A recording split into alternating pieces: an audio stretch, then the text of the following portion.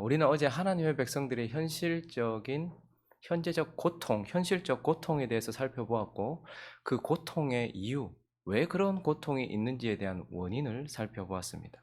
이제 이어지는 오늘 본문 말씀은요, 이스라엘 백성들의 영적인 상태, 그리고 그러한 영적인 상태가 된 원인, 그 이유가 무엇인지에 대해서 말씀하고 있습니다. 어제는 현실적 고통, 그리고 그 고통의 원인에 대해 살펴봤다면, 오늘은 이 영적인 상태, 그 상태가 된 원인에 대해서 말씀을 하고 있는데요.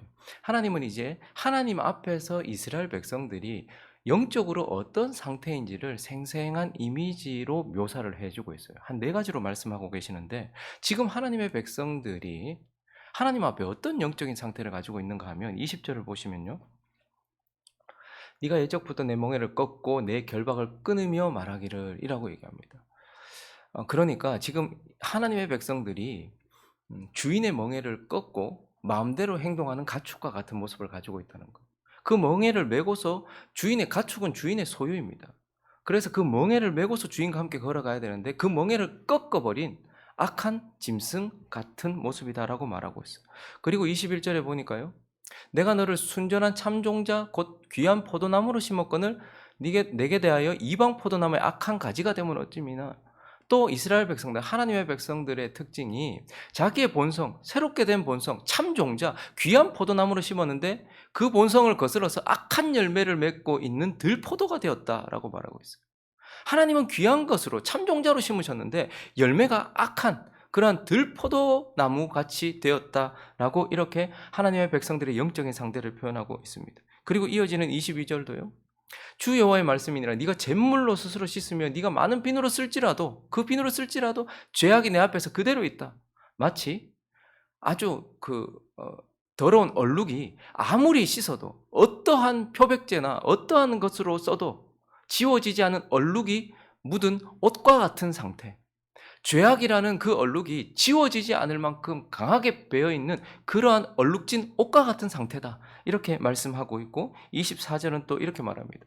너는 광야에 익숙한 들암나기들이 그들의 성욕이 일어나므로 헐떡거림 같았도다. 그 발전기에 누가 그것을 막으리요. 마치 광야에 있는 들암나기가 발전기가 되어서 그 성욕이 일어나는, 그때는 누구도 막을 수 없는 것처럼, 이렇게 발정이 난 들암낙이 같이 되어 있다라고 이렇게 말씀하고 있는 거예요. 그러니까 하나님의 백성들이 주인의 멍에를 꺾어버린 가축처럼 하나님을 반역하고 본성을 거스러 악한 열매를 맺는 들포도나무처럼 하나님께서 심어주신 새로운 본성대로 살아가지 않은 악한 열매를 맺고 있으며, 죄악이 얼룩져서 결코 어떤 것으로도 씻겨지지 않는 그러한 얼룩진 옷과 같이 되어 있고, 발정난 들암나기처럼 되어 있다, 이렇게 말씀을 하고 있는 것입니다. 즉 그들은요, 지금 영적으로 뭔가에 중독된 상태처럼 매우 위중하고 매우 심각한 상태에 빠져 있다. 어떻게도 고칠 수 없고 어떻게도 할 수 없는 그러한 지경에까지 이르러 있다, 이렇게 말씀하고 있는 것입니다. 자, 그러면 왜 이렇게까지 되었을까요? 여러분, 사람이 처음부터 중독되는 사람들은 없습니다. 그런데 중독이 되고 나면 거기에서 헤어나오기는 거의 불가능하다 할 정도로 그만큼 위중한 상태가 되죠. 지금 하나님의 백성들이 뭔가에 중독된 듯한 정말 이 위험한 상태에 빠져 있다는 것. 왜 이런 상태에 이르게 되었는가?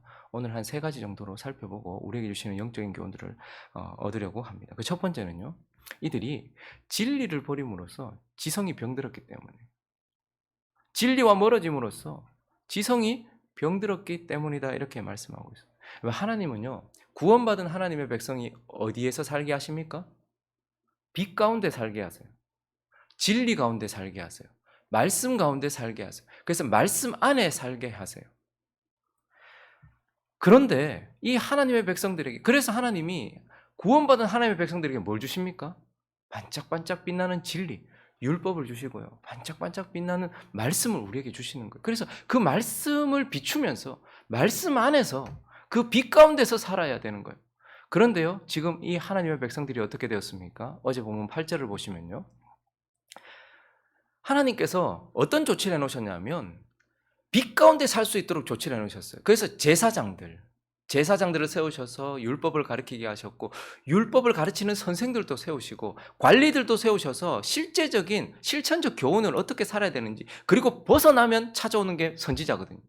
하나님이 주신 모세의 율법, 근데 그 율법에서 벗어나면 하나님께서 정신 차리라고 또 선지자도 보내신단 말이에요. 그러니까 전부 다 제사장, 율법을 다루는 자, 관리들, 선지자들은 하나님이 주신 진리 가운데 살 수 있도록 해놓은 조치였어요. 그런데 제사장들은 여호와가 어디 계시냐 말하지도 않아요. 율법을 다루는 자들은 나를 알지 못해요. 관리들도 나에게 반역해요. 선지자들은 바알의 이름으로 예언해요. 그러니까 진리에서 벗어나 버렸단 말입니다. 진리를 버렸단 말입니다. 자, 우리가 진리와 멀어지면 어떤 일이 일어날까요? 빛과 멀어지면 어떤 일이 일어나요? 어둠이 찾아오는 거예요. 어두우면 왜곡되는 거예요. 제대로 못 보는 거예요. 그런데요, 진리를 버림으로, 진리와 멀어짐으로 우리의 지성이 어두워졌다, 왜곡되었다 할 때 모든 영역이 다 그런 건 아니에요. 우리가 진리와 멀어졌다고 해서 이 지성의 기능이 완전히 상실되는 건 아니란 말입니다. 진리와 멀어진 사람도 세상적인 것들에 대해서는 밝을 수 있어요. 이익을 보는 데 있어서 참 밝고요. 수치에 밝고요. 합리적인 생각에 밝아요. 근데 문제는 뭐냐면 영적인 것에는 무지하단 말입니다. 영적인 것에는 어두워서 하나님이 하고 계신 일에 대하여 전혀 이해하지 못해요. 세상적으로는 매우 밝은데, 합리적으로 생각할 줄은 아는데, 근데 영적으로 생각할 줄 모른단 말입니다. 하나님에 대하여는 어둡단 말입니다. 그리고 무엇보다도 이 진리와 멀어져서 이 지금 어두움 가운데 있는 사람들은요, 지성이 완전히 마비된 게 아니에요. 누군가를 볼 줄은 알아요. 다른 사람들은 볼 줄 아는데 이 어둠에 빠진 사람들은 자신은 결코 보지 못한다는 말이에요. 자신에 대해서 왜곡돼. 그래서요, 이런 사람들, 진리와 멀어져 있는 사람들은 말이 많아요. 니는 이렇다, 전 저렇다, 교회는 어떻다, 이 사람은 어떻다. 근데 그 말이 또 틀리진 않아. 잘 보고 있어요. 근데 문제는 뭐죠? 다른 이에게 있는 티는 보는데 자신에게 있는 들보는 보지 못하는 거. 그래서 진리와 멀어져 있는 사람은 자기 자신에 대해, 영적인 것에 대하여 자기 자신에 대하여 어두워요. 오늘 이 이스라엘 백성들의 모습을 한번 보십시오. 23절을 보시면요, 네가 어찌하여 말하기를 나는 더럽혀지지 아니하였다, 바알들의 뒤를 따르지 아니하였다 하겠느냐. 근데 그들이 지금 그렇게 말하고 있는 거. 그들이 지금 영적으로 이거 아무리 뭐로 씻어도 씻어지지 않을 죄악으로 더럽혀져 있는데, 그리고 지금 바알을 따르고 있는데 거룩하신 하나님이 아니라 쾌락과 풍요와 이런 신들을 따르고 있으면서도 나는 그러지 않았다, 나는 더럽지 않다, 이렇게 말하고 있는 거예요. 35절도 한번 보세요. 그러나 너는 말하기를 나는 무죄하니 그의 진노가 참으로 내게서 떠났다 하거니와 보라 네 말이 나는 죄를 범하지 아니하였다. 여러분, 지금 오늘 예레미야 2장 20절부터 쭉 보시면요, 그들이 나는 순종하지 아니하리라 자기 입으로 말했어요. 나는 돌아가지 아니하리라 자기 입으로 말하고 그렇게 행동했단 말이에요. 그런데 또 자기 자신에 대해서 뭐라고 생각하는 거예요? 나는 더럽혀지지 않았어. 나는 바알들을 따르지 않았어. 나는 그러지 않았어. 나는 무죄해. 나는 죄가 없어. 지금 이거 뻔뻔스럽게 거짓말 시키는 것 같습니까? 아니에요. 자기 자신에 대해서 왜곡되어 있는 거예요. 진짜 모르는 거예요. 그렇게 해놓고 뭐 안 했어 하고 새빨간 거짓말을 하는 게 아니고 진짜 자기가 그렇다고 생각하는, 나는 무죄해. 나는 바알들을 따르지 않아. 나는 하나님을 따르지. 내가 언제 쾌락이나 풍요나 인기나 이런 것들을 따라서, 돈을 따라서, 나는 그러지 않았어. 자기 자신에 대해서는 완전히 무지한 거예요. 완전히 왜곡되어 있는 거예요. 저는 교회 안에 이런 사람들을 많이 봅니다. 목회자들도 그렇고요, 성도들도 그렇고요. 처음에는 제가 거짓말 시키는 줄 알았어요. 저 사람들이 교회를 너무너무 사랑한대요. 교회를 위해서 그렇게 한대요. 목회자 모임 가면 각 교회들마다 이런 상황들이 있잖아요. 여러분들도 모이면 목사 욕하잖아요. 저 교회 목사 어떻다, 저쪽 목사 어떻다, 이런 얘기. 우리도 저 교회 성도 누구는 어떻다 이런 얘기 합니다. 근데 욕을 하는 게 아니고 마음이 아프잖아요. 근데요, 한결같아요. 자기는 교회를 사랑해서 사랑한대요. 자기는 죄가 없대요. 자기는 잘못한 게 없대요. 처음에는 저는 거짓말 시키는 줄 알았어요. 야, 이거 새빨, 내가 다 보고 있는데, 사람들이 다 봤는데 자기는 나는 죄를 짓지 않았다, 나는 바알들을 따르지 않았다, 나는 죄가 없다, 나는 무죄하다. 와, 나 지금 처음에는 거짓말 시키는 줄 알았어요. 그런데 스스로 속았어요. 진짜 자기가 그렇다라고 자기가 그렇게 보고 있는 거예요. 어두우니까, 앞에 지금 성경책이 있는데 어두우니까 책이 없다고 말하는 것처럼 자기 앞에 죄가 그대로는 있는데 어두우니까 다른 이는 볼 줄 아는데 자기는 못 보는 거예요. 왜요? 지성이 병들었기 때문입니다. 지성이 진리를 멀리함으로써. 진리를 다른 이들에게 비출 줄 아는데, 다른 이들은 진리를 가르칠 줄 아는데 자기를 진리 가운데 두지 않았기 때문에 어두워져서 영적인 것에 대해 자기 자신에 대하여 완전히 무지하고 완전히 어둡고 완전히 왜곡되어서 그렇게 지성이 병들었기 때문에 지금 이스라엘 백성들, 하나님의 백성들의 상태가 이렇게 된 것입니다. 그리고 또 하나, 오늘 본문을 통해서 하나님은 왜 그들이 이런 상태에 되었는가? 그 원인은 잘못된 사랑으로 마음이 병들었기 때문에, 감정이 병들었기 때문이다 라고 이렇게 말씀하고 있습니다. 하나님은 우리를 마음을 가진 존재로 창조하셨습니다. 즉 사랑하도록 창조하셨단 말입니다. 그래서 사람은요, 자기 마음에 뭔가를 품고 그것을 추구하도록 창조되었어요. 하나님 왜 그렇게 마음을, 감정을 두시고 뭔가를 품고 사랑하도록 창조하셨을까요? 처음부터 하나님은 우리를 사랑의 대상으로 두셨기 때문에, 그렇게 창조하신 이유는 우리가 우리 마음에 하나님을 품고, 우리가 우리 마음에 하나님만 품고 그분을 추구하도록 하기 위하여서 그렇게 창조되었단 말이죠. 그래서 우리의 마음, 감정은 정말 중요해요. 하나님을 품고 그분을 추구하게 하는 것이기 때문이죠. 그런데 이게 위험 요소를 가지고 있어요. 어떤 위험 요소를 가지고 있냐면, 마땅히 사랑해야 될 것 아닌 옳지 않은 것에도 반응할 수 있다는 거예요. 내가 반응해야 되는 것에만 반응하면 좋은데 옳지 않은 것에도 반응할 수 있다는 거예요. 그리고요, 마땅히 품어야 될 것과 그렇지 않은 것을 겸하여서 여러 개를, 수많은 것들을 품을 수 있고 사랑할 수 있다라는 이런 위험 요소들을 가지고 있다는 말이에요. 그렇기 때문에 언제나 마음은요, 관리되어야 돼요. 언제나 마음을 지켜줘야 돼요. 결혼을 해도 마찬가지잖아요. 제가 제 아내를 사랑해서 결혼을 했습니다. 마땅히 사랑해야 될 사람은 한 사람밖에 없어요. 그런데 이 마음이라는 것이 마땅히 사랑하지 말아야 될 것에도 반응할 수 있다 없다? 반응할 수 있다는 거.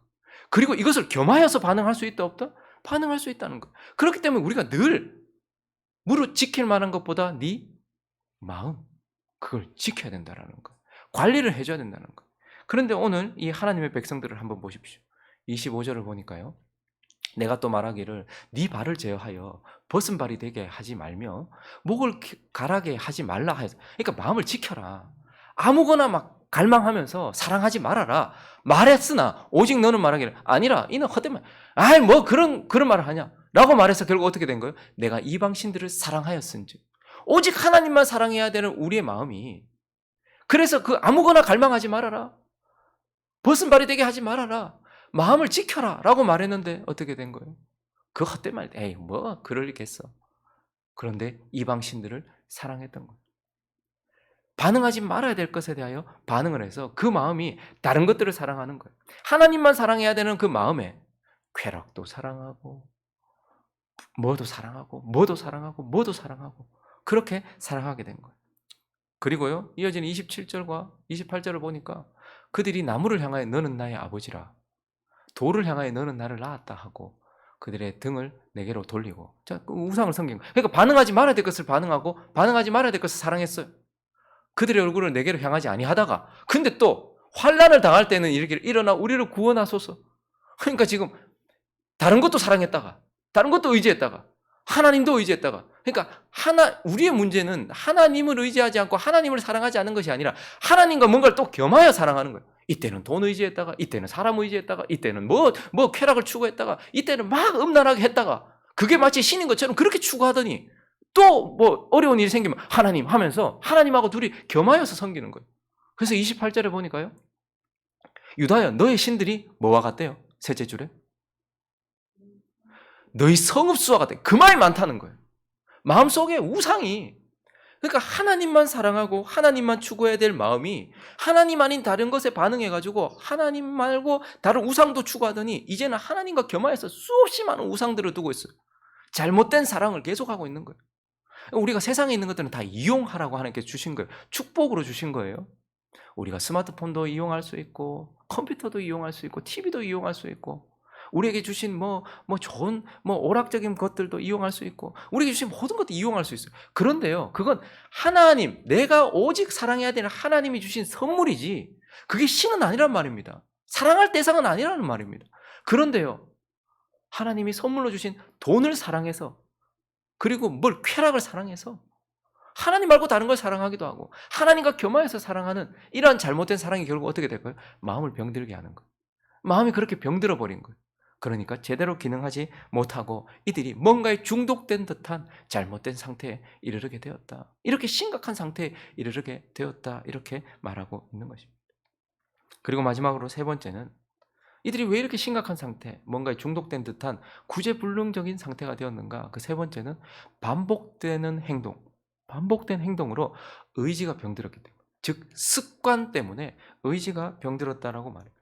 여러분, 인간을 연구하는 많은 사람들, 인간을 또 이렇게 알아가는 많은 학문들을 하는 사람들이 발견한 것 중에 중요한 한 가지가 있는데, 그건 인간의 삶 90%가 습관에 영향을 받는다는 거예요. 그러니까 어떤 사람이 어떤 행동을 하잖아요. 처음에는 어떤 행동이 있을 수 있겠지만 대부분 이제 그 사람이 그런 삶을 사는 90%가 그 사람의 습관이 그 사람을 지배하고 있다라는 거예요. 그래서 하나님은요, 우리에게 의지를 주셨어요. 그래서 나 스스로 뭔가를 행동하게 하셨단 말이에요. 그래서 우리는요, 나의 본성, 내 마음을 따라서, 내가 원하는 것을 따라서 우리는 의지를 들여서 행동을 해요. 근데 그 행동은 뭐가 되죠? 반복이 되어서 습관이 됩니다. 그러면 그 습관은요, 내 성품이 되고 내 성품이 결국 내 삶이 되는 거예요. 그래서 하나님이 주신 의지는요, 자기의 본성을 따라서 행동하게 만들어요. 그러니까 누구에게 끌려서 행동하는 것이 아니라 내 본성이 나를, 내 의지를 들여서 행동하게 한단 말입니다. 그런데 그 행동이 계속해서 반복이 돼요. 그러면 그게 습관이 되거든요. 그래서 그 습관이 나의 성품을 이루고, 그리고 그 성품이 결국 내 삶이 되는 거예요. 그래서 신앙생활이란 결국 뭘까요? 하나님께서 주신 새로운 본성을 따라서 행동하는 거예요. 내 안에 있었던 옛 본성이 아니라 하나님께서 내게 심어주신 하나님의 생명, 예수 그리스도의 생명, 새로운 본성, 성령을 따라서 행동하는 거예요. 그래서 그 행동이 뭐가 되도록? 습관이 되도록 하는 거예요. 그래서 제2의 습관이 제1의 습관을 깨트리도록 하는 거예요. 그래서 하나님 계속 우리한테 반복을 시키는 거예요. 계속 반복해서 막 절기도 계속 1년 동안 계속 반복하는 거예요. 말씀도 계속해서 반복해서 먹는 거예요. 우리는 왜 자꾸 반복시키나? 왜냐하면 우리의 제1, 원래 제약된 본성, 그것을 따라 행동하던 그 습관도 계속 반복했기 때문이에요. 계속 술 마신 사람은 계속 술 마셔요. 그 습관을 못 이기는 거죠. 계속 그렇게 말하던 사람은 그렇게 말했단 말이에요. 그런데 신앙생활이란 새로운 본성을 넣어주셔서 그 본성을 따라서 단순하게 한 번 행동하는 게 아니고 그 본성이 습관이 되도록, 그래서 이 두 번째 습관이 첫 번째 습관을 깨트려야 되는 거예요. 그렇기 때문에 새벽 기도도 잠깐 나왔다가 말면 안 되는 거예요. 뭘 잠깐 하다가 하면 안 되는 거예요. 왜냐하면 우리가 가지고 있는 이 천성이, 이 첫 번째 습관이요, 이 깨트리기 힘들단 말이에요. 그렇기 때문에 하나님 계속해서 우리한테 반복시키는 거예요. 또 듣게 하시고 또 행동하게 하시고 또 행동. 그래서 어느 정도 이게 완전히 습관이 되면 이 두 번째 습관이, 새로운 본성을 따라 한 나의 습관이 그 옛 본성을 따라 하던 그 습관을 깨트리는 거예요. 그러니까 언제까지 행동해야 되는 거예요? 이게 습관이 되어서 이 습관을 완전히 깨트릴 때까지 해야 되는 거예요. 저는 새벽 기도를 처음에 제가 전도사 때 생각해 보니까요, 나가고 싶으면 나가고 안 나가고 싶으면 안 나가고 피곤하면 안 나가고 막 그랬어요. 왜냐하면 보통 이제 교육 전도사 때는 학교도 다니고 하니까 이게 좀 그냥 교육 전도사들은 새벽 좀 뭐 집도 멀 수도 있고 하니까 뭐 쉬고 뭐 이렇게 해주니까 이렇게 뭐 안 나와도 되나 보다 이런 생각을 했어요. 근데요, 이 밤에 늦게 자던 습관이요, 밤에 재밌는 거 많이 하잖아요. 10시 넘어서 재밌는 거 많이 하잖아요. 그러니까 또 한 번 보면 또 뭐 이미 늦은 거 뭐 이렇게 생각이 들잖아요. 그러니까 그 다음날 못 일어나는 거예요. 근데 이 밤낮이 바뀌어 가지고 제가 이 죄에 깊이 빠졌을 때 밤에 살고 낮에는 죽고 막 이랬잖아요. 그러니까 이 밤낮 바뀐 이 습관을 돌리는데도 10년 넘게 걸렸습니다. 그리고 새벽에 일어나는 습관을 들이는데도 10년 넘게 걸리더라고요. 그러니까 원래 가지고 있었던 이 습관을, 새 본성을 따라서 만든 이 습관이 깨트리는 데는 어마어마하게 많은 시간이 걸려요. 근데 조금 기도해보고 안 된다고 그만두고, 조금 해보고 안 된다고 그만두고, 그러니까 거기에서부터 아무 일도 일어나지 않는 거예요. 여러분, 신앙생활이란 계속해서 새로운 본성을 따라, 말씀을 따라 습관을 들이는 거예요. 그래서 그 습관이 결국은 옛 본성을 따라서 하던 행동들을 깨트릴 때까지, 그래서 이제 새로운 습관, 새로운 본성을 따라 한 그 습관이 나의 새로운 본성을 이루고 새로운 삶을 이루도록 하는 것, 그것이 그렇게 중요한 것이고 그것이 바로 신앙생활이라는 거예요. 그런데 오늘 본문 한번 보십시오. 20절에 보면요, 네가 내 멍에를 꺾고 내 결박을 끊으며 이렇게 말하지 않고 언제부터? 옛적부터. 하나님은 이스라엘 백성들을 보고 있어요. 하나님의 백성들을 보고 있는데 얘네들은 구원받았을 때부터 그때부터 결박을 끊으며 멍에를 꺾고 결박을 끊으면서 나는 순종하지 아니하리라. 모든 높은 산에서와 모든 푸른 나무 아래에서 너는 몸을 굽혀 행음하였도다가 아니고 뭐라고 말하죠? 행음하도다. 그러니까 하나님께 예배하는 습관이 들여져서 그 행동이 이 행음하던 습관을 깨트려야 되는데 이들은 예적부터 계속해서 그냥 그 행동 계속하고 있는 거예요. 그 의지를 가지고서 계속해서 예적부터 그렇게 했다라는 거예요. 하나님 이렇게 하면 어떻게 할까요? 충격요법을 주십니다. 우리가 계속 옛 본성을 따라서 자꾸 그렇게 하면 이 습관을 안 깨트리고 있으면 하나님께서 어떻게 하실까요? 충격요법을 주신단 말입니다. 그래서 하나님께서 이거 깨트리시려고 징계를 하신단 말입니다. 그래서 29절에 보시면 너희가 나에게 대항하면 어찌 됨이냐? 너희가 다 내게 잘못하였느냐? 그래서 하나님께서 30절에 보니까요. 내가 너희 자녀들을 때린 거예요. 그러니까 하나님께 징계하신단 말입니다. 이 습관 깨트리려고 징계를 하셨어요. 그런데도 무익함은 그들이 징계를 받아들이지 않았대. 맞아가지고 얻어 터져가지고 정신 차리라고 이 습관 바꾸라고 의지를 들여서 다르게 행동하라고 말하는데도 때려도 안 되는 거예요. 마치 발정난 들 암나기처럼 이거 뭐 어떻게 할 수 없는 상황이 된 거예요. 중독된 사람 한번 보십시오. 이 도박에 중독된 사람이 내가 다음부터 도박하면 내 손에 장을 찢는다. 그래 장 찢고 나면 그다음 이 손으로 하잖아요. 내가 다음에 내가 또 그거 하면 내 이 손가락 잘라뿌라. 이 손가락 자르면 이 손으로 한단 말입니다. 어떻게 할 수 없을 정도로 그렇게 된 거예요. 왜 그럴까요? 그들의 의지가 습관적인 행동 때문에 병들었어요. 의지가 병들었다는 말은 아무것도 하지 못하는 상태가 됐다는 것이 아니고 악한 본성, 옛 본성을 따라서 하는 데는 능해요. 그래서 그거 하려고 하면 의지가 쉽게 발동을 한단 말이에요. 옛날로 돌아가는 건 정말 쉬워요. 제가 느낀 건 뭐냐면 하나님의 뜻대로 한번 살아보려고 노력을 하잖아요. 그러면 이게 너무너무 힘들어요. 그래서 마치 나를 강하게 당기고 있는 뭔가를 거스르면서 막 가는 것 같아요. 그런데요, 이게 막 습관이 되면 이제 좀 근력이 붙어서 좀 되는데, 그런데요, 여기서 갑자기 옛 본성으로 돌아가려고 이게 탁 나버리면 마치 고무줄이 탁 당기는 것처럼 쫙 돌아가 버려요. 이 습관을 깨트리는 게 얼마나 어려운지 몰라요. 그래서요, 의지가 병든 사람은요, 죄를 따라서, 옛 본성을 따라서 살아가는 것은 쉬워요. 의지가 쉽게 발동되고 강하게 발동돼요. 근데요, 하나님이 시키는 일, 영적인 것을 하려고 하면요, 의지가 무력해져요.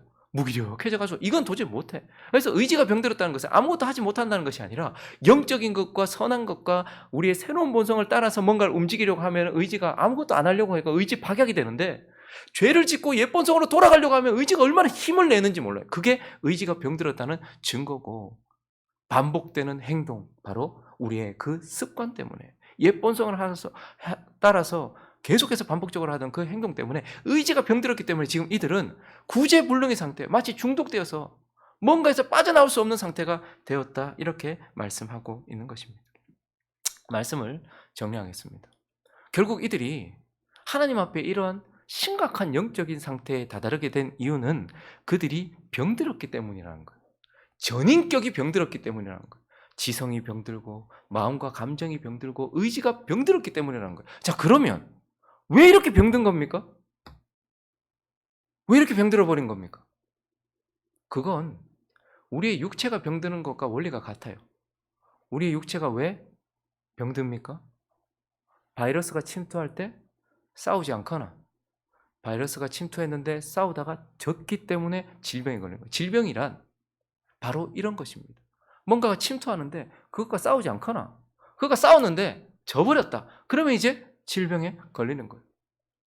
이들이 영적인 상태가 된 이유도 바로 이것입니다. 이들은 싸워야 했어요. 이들은 진리 가운데 있도록 싸워요. 여러분, 빛 가운데 있는 게 쉬운 게 아니거든요. 빛을 내게 비춘다는 건 쉬운 게 아니에요. 그렇지만 그 진리 안에 살도록 싸워야 했어요. 그리고 그 싸움에서 이겨야 했어요. 그리고요, 여러분, 사랑하고 싶은 것들이 얼마나 많습니까? 세상에 좋은 게 얼마나 많아요. 그렇지만 우리는 마음을 지켜야 돼요. 내가 결혼을 했다면 나 이외에 다른 여자들을 보지 않기 위해서 마음을 지키기 위해서 싸워야 되는 거예요. 그런데 이들은요, 나를 잡아끄는 우상을 내 마음에 들이지 않도록 싸우지 않았다는 거예요. 그리고 그렇게 싸우다가 졌다는 거예요. 그리고요, 반복되는 습관을 고치려고 싸우지 않았다는 거예요.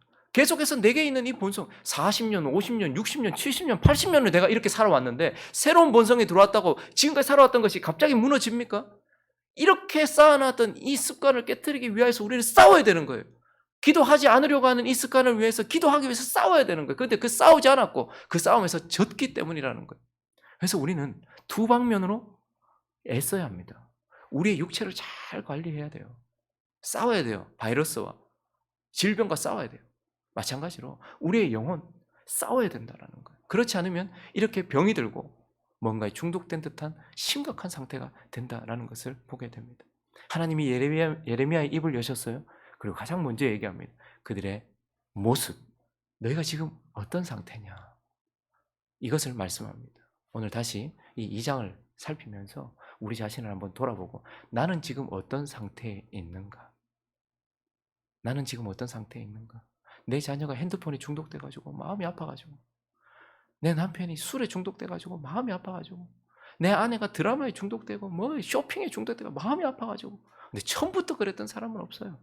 그걸 보고 아파하고 있는 것처럼 하나님이 우리를 보고 아파하고 계시는 것은 아닌지, 우상에 중독되어 있고 죄악에 중독되어 있는 우리를 보면서 하나님 안타까워하고 있지는 않은지 우리 자신을 돌아보고, 또 우리를 위하여 기도하고 누군가를 위하여 기도하는 이 아침 되시기를 예수 그리스도의 이름으로 축원합니다.